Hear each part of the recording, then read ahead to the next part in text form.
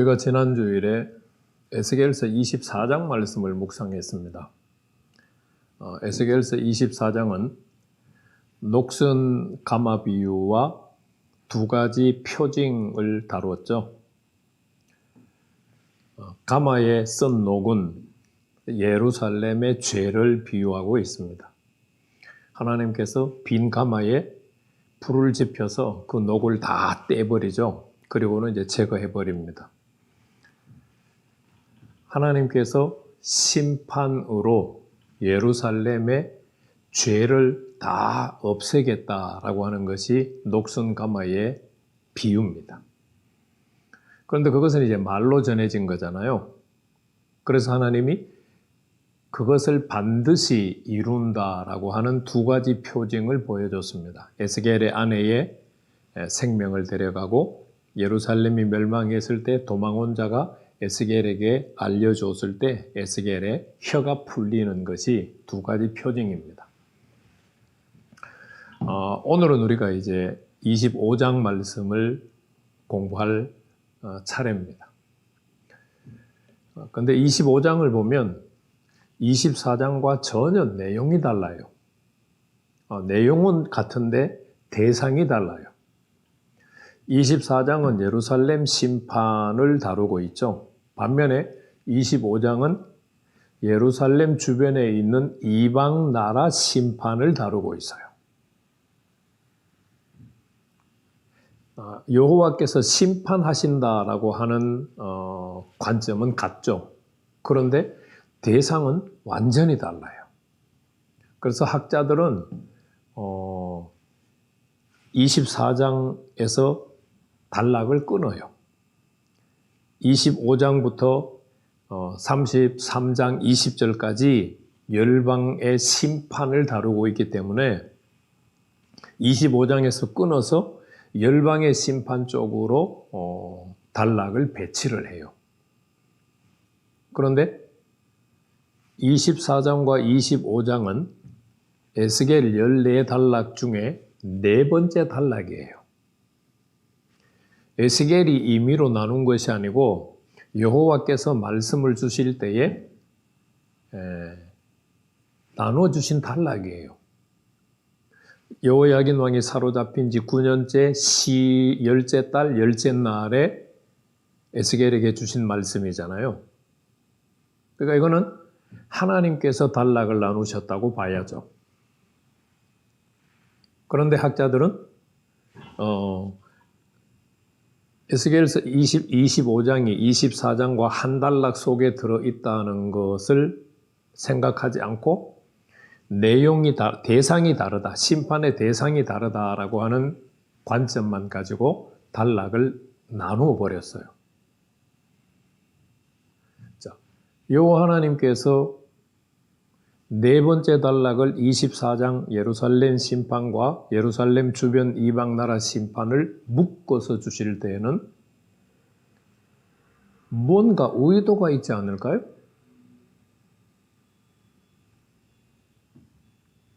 왜 하나님께서 예루살렘과 예루살렘 주변 이방 나라 암몬, 모압과 세일, 에돔, 블레셋 이 네 나라에 대한 심판을 같이 묶어서 주셨을까요?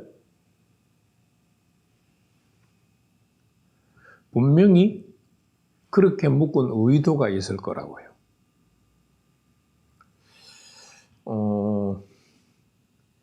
25장에 나타난 내용들을 보면 이스라엘 남유다 주변에 있는 이방 나라와 유다는 뗄래야 뗄 수 없는 관계를 맺고 있어요.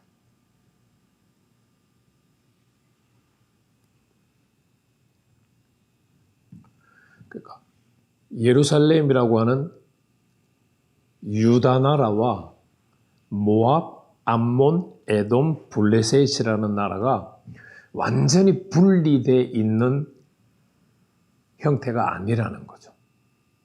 이 나라들은 하나님께서 이스라엘 족속들에게 가나안 땅을 주실 때 그 주변에 있는 나라들이에요. 다른 말로 표현하면 가나안이라고 하는 넓은 지역의 남쪽 유다와 함께 속해 있는 나라들이에요. 그러니까 이웃 나라죠. 그리고 블레셋을 제외하면은 암몬, 모압, 에돔은 저 조상들로 올라가면은 형제들이에요. 에돔은 이삭의 아들 야곱과 에서가 있는데 그 에서의 후손이 에돔 족속이죠. 암몬과 모압은 아브라함과 조카 롯이 있죠. 그 롯의 후손들이 암몬과 모압이에요. 그러니까 형제 나라들이죠. 형제 나라들인데 하나님께서 세우신 유다 나라를 때로는 업신여기고 때로는 공격하고 그래요. 그렇기 때문에 유다가 심판을 받을 때에 그 가나안 땅에 있는 나라들도 심판을 받는 것이 합당하기 때문에 하나님께서 예루살렘 심판과 가나안 땅에 있는 이방 나라 심판을 함께 묶은 것으로 보여요.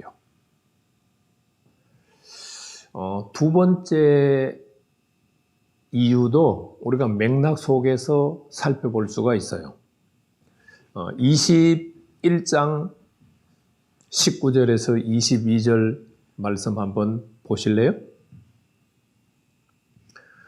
하나님께서 예루살렘 심판을 바벨론 왕과 바벨론 군대에게 맡겨요.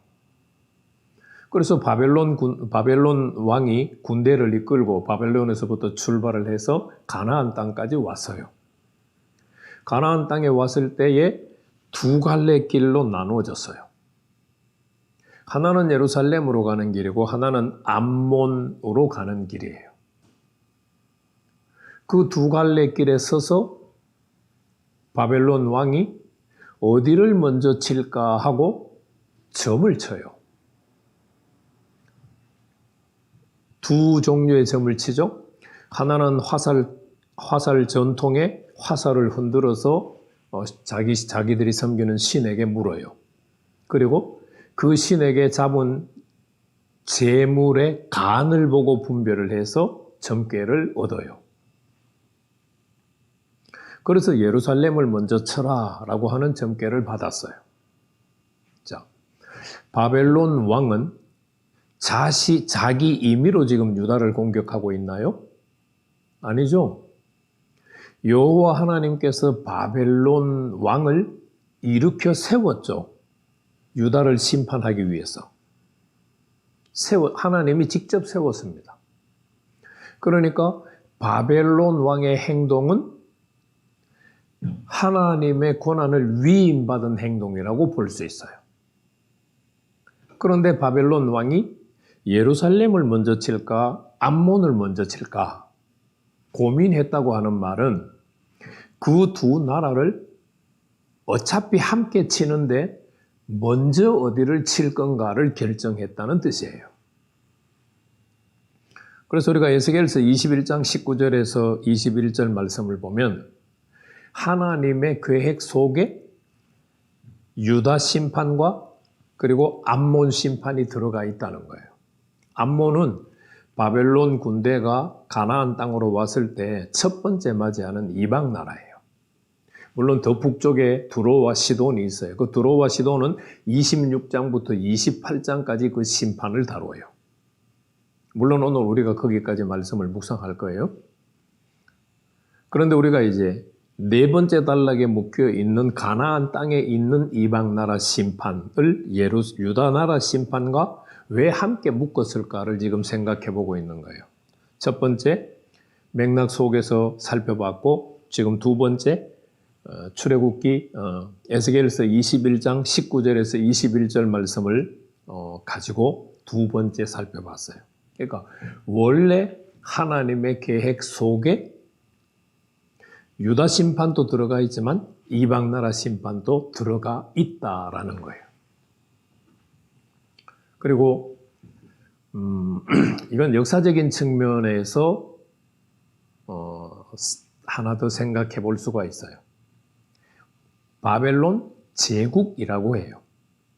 제국이라고 하는 말은 침략 전쟁을 일으켜서 땅을 빼앗고 나라를 빼앗아서 자신들의 나라에 복속시킨다라는 뜻을 가지고 있어요.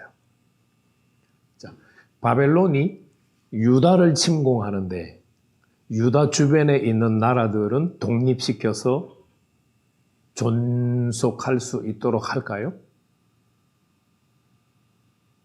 그거는 바벨론 제국이라고 하는 이름에 전혀 맞지 않죠. 그래서 지정학적인 측면으로 봤을 때 바벨론이 가나안, 그 먼 가나안 땅까지 왔을 때는 가나안 땅 영역 안에 있는 모든 나라를 정복하는 것이 타당하다는 겁니다. 그래서 하나님께서 24장과 25장을 네 번째 단락으로 묶었다고 생각을 해요. 이 하나님의 의도를 생각하지 않으면 심판의 대상이 전혀 다르기 때문에 학자들처럼 24장에서 단락을 끊고 25장을 새로운 단락으로 삼을 수 있어요. 자, 먼저 우리가 24장과 25장 심판의 대상이 전혀 다른데 왜 한 단락에 하나님이 묶었을까라고 하는 그 의도를 몇 가지를 이제 생각을 해봤어요. 자, 이제 25장에 유다 나라 주변에 있는 이방 나라들의 심판을 생각을 해보도록 하겠습니다. 25장은 1절에서 7절, 8절에서 11절, 그리고 12절에서 14절, 15절에서 26절, 15절에서 17절까지 있죠.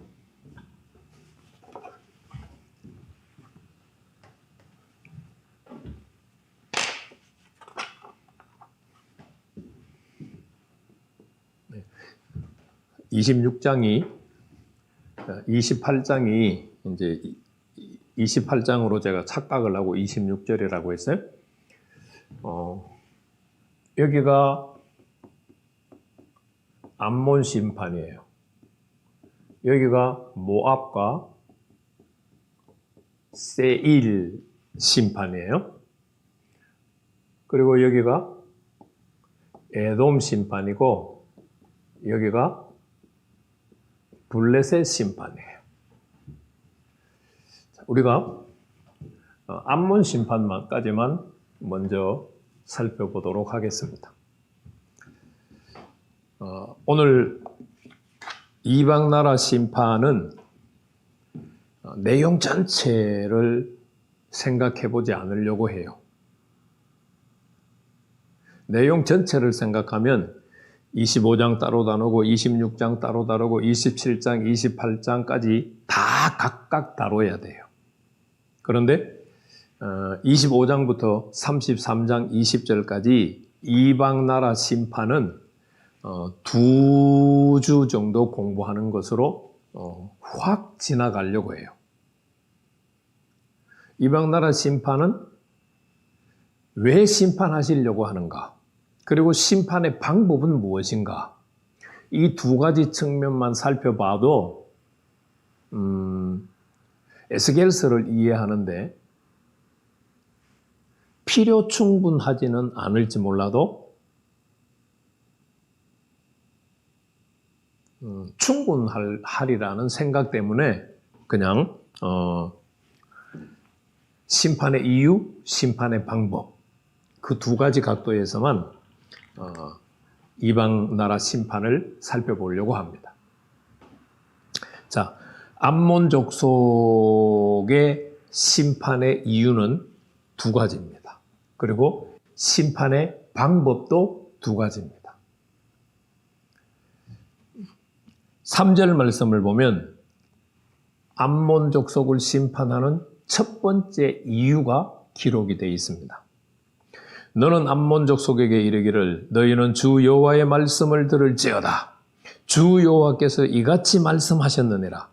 내 성소가 더럽힘을 받을 때에 내가 그것에 관하여 이스라엘 땅이 황폐할 때에 내가 그것에 관하여 유다 족속이 사로잡힐 때에 내가 그들에 대하여 이르기를 아하 좋다 하였느니라.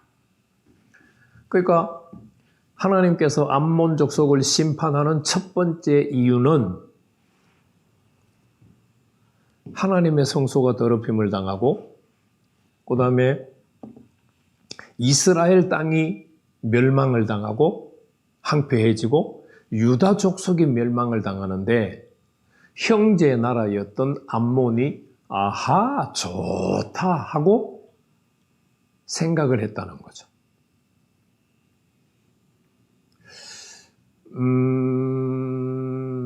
이거는 내 주변에 있는 내 가까이 있는 사람이 잘 되는 것을 보고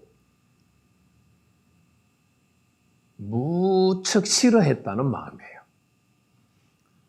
우리 한국 속담에 왜 사촌이 논을 사면 배 아파한다 이런 속담이 있잖아요. 그것처럼 유다가 안 되는 것을 보고 암몬이 아하 좋다 잘 됐다 라고 했다는 거예요. 하나님이 암몬의 그와 같은 행동 때문에 암몬을 심판하신다라고 3절에서 말씀하세요. 그럼 어떤 방법으로 심판을 하시느냐? 4절 말씀에 기록되어 있어요. 그러므로 내가 너를 동방 사람에게 기업으로 넘겨주리니 그들이 내 가운데 진을 치며 내 가운데 그 거처를 베풀며 내 열매를 먹으며 내 젖을 마실지라. 여기서 동방 사람은 바벨론을 지칭해요. 가나안 땅에서 동방은 바벨론, 인도 이런 쪽으로 말하는 거죠. 우리가 구약 시대의 나라로 말한다면 아시리아를 멸망시키고 바벨론이 등장하고 그 다음에 엘람이라고 하는 거대한 나라가 있어요. 그 다음에 이제 인도라고 하는 나라가 있어요. 그쪽으로가 이제 동방이거든요. 그래서 암몬 족속을 동방 사람에게 기업으로 준다라고 하는 말은 바벨론 나라의 멸망을 당하게 한다라는 말이에요. 그래서 암몬 족속들은 유다 족속들이 안 되는 것을 보고 아, 잘 됐다. 정말 오늘 우리말로 표현하면 야, 고소하다. 그런 마음을 가졌다가 하나님의 심판을 받는 거예요. 바벨론에게 심판받아서 멸망을 당하는 거예요. 자, 두 번째 심판의 이유가 기록이 되어 있어요. 6절 말씀에 기록되어 있습니다. 주 여호와께서 이같이 말씀하셨느니라. 내가 이스라엘 땅에 대하여 손뼉을 치며 발을 구르며 마음을 다하여 멸시하며 즐거워하였나니. 우리 개역개정역 번역은 선뜻 마음에 와닿지 않아요. 그거는 히브리어 순서를 조금 번역자가 의도적으로 흐트렸기 때문에 그래요. 자, 히브리어 성경에 근거해서 좀 더 직역해서 번역을 하면은요. 주 여호와께서 같이 말씀하셨느니라. 내가 이스라엘 땅에 대하여는 뒤에 나와요. 내가 손뼉을 치며 발을 구르며 이스라엘 땅에 대하여 내 모든 악의를 기뻐하였다. 이렇게 해석을 하면 금방 이해가 돼요. 암몬 족속들이 암몬 족속들이 손뼉을 쳤어요. 그리고 발을 굴렀어요. 왜? 이스라엘 땅에 관해서 그들이 행하는 아기를 그렇게 기뻐했어요. 암몬 족속들이 남유다에게 어떤 악의적인 행동을 했을까요? 성경에 굉장히 다양하게 기록이 되어 있어요. 열왕기하 24장 1절 2절 말씀을 보면 하나님께서 바벨론 군대를 보내서 유다를 칠 때 암몬 족속도 같이 쳐요. 그러니까 형제 나라를 지켜준다, 형제 나라를 보호해준다 이런 마음은 전혀 없어요. 아하 잘 됐다, 유다가 멸망하는 것을 보고 아하 좋다라는 마음을 품었기 때문에 바벨론이 유다를 점령할 때 힘을 보태서 군사를 보태서 같이 유다를 공격하는 거예요. 그리고 예레미야 40장 13절에서 16절 말씀을 보면 남유다가 멸망하고 난 다음에 바벨론 왕이 그달랴라고 하는 사람을 가나안 땅을 다스리도록 총독으로 세워요. 그런데 그 총독을 살해하는 나라가 바로 암몬이에요. 암몬의 바알시스라고 하는 왕이 이스마엘이라고 하는 사람을 보내서 그달랴를 죽여요. 그리고 유대 땅에 주둔하고 있는 바벨론 군대를 다 죽여버려요. 그러면 이 암몬의 바알시스 왕의 행동은 남아있는 유다 족속들에게는 어떤 영향을 미칠까요? 자, 바벨론 왕이 자기가 가나안 땅을 다스리도록 세운 총독이 살해당했다는 소식을 전해 들었어요. 그것뿐만 아니라 자기가 가나안 땅을 다스리도록 남겨둔 군대를 다 죽였다고 하는 소식을 전해 들었어요. 그러면 바벨론의 느부갓네살 왕은 어떻게 행동할까요? 그거를 암몬의 바알시스 왕이 했다고 하는 소식으로 안 들을 수도 있죠. 유다 땅에 남아있는 유다 백성들이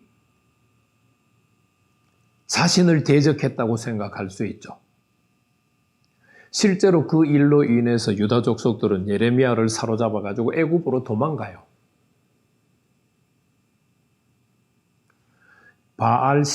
암몬의 바알시스 왕은 바벨론 총독이 세운 그달랴와 바벨론 군대를 다 살해함으로 유다에게 악한 영향력을 미치도록 행동을 했어요. 그래서 지금 여호와 하나님께서 6절 말씀에서 내 모든 악의적인 행동을 기뻐했다. 이게 암몬을 심판하는 두 번째 이유예요. 그럼 심판의 방법은 뭘까요? 7절 말씀에 기록되어 있어요. 그런즉 내가 내 손을 내 위에 펴서 너를 다른 민족에게 넘겨주어 노략당하게 하고 너를 만민 중에서 끊어버리고 너를 여러 나라 가운데 패망하게 하고 멸할 것이다. 4절에서 동방의 기업이 되게 한다라고 했죠. 그러면서 7절에서는 다른 민족에게 넘겨주고 그 다음에 여러 나라 가운데서 패망하게 하여 멸망시키겠다 이렇게 말씀하셨어요. 이거는 아마도 바벨론 이후에도 계속 멸망 상태로 있게 될 것을 포함해서 말씀하고 있는 것으로 보여져요. 그래서 정리를 하면 하나님께서 여호와 하나님이 암몬 족속을 심판하는 이유는 두 가지예요. 유다가 잘못되는 것을 보고 좋다라고 한 게 첫 번째 심판의 이유예요. 두 번째 심판은 암몬 족속이 유다 나라에 악의적인 행동을 하면서 기뻐했기 때문이에요. 그래서 하나님께서 암몬을 심판하는 방법으로는 다른 나라의 침략을 받아서 멸망당하도록 했어요. 처음에는 바벨론, 그 다음에는 페르시아, 그 다음에는 헬라, 그 다음에는 로마, 계속해서 이제 멸망당한 상태로 나라가 존속하지 않는 거죠. 우리가 25장 말씀을 생각하면서 왜 22방 나라 심판을 유다 나라 심판과 한달나게 묶었는가를 생각해 봤어요. 그리고 하나님께서 암몬을 심판하시는 이유와 심판 방법에 대해서 살펴봤어요. 자, 우리가 어떤 마음으로 살아야 될까요? 같은 그리스도인 형제들에게 잘 되기를 바라는 마음으로 살아야 되겠죠?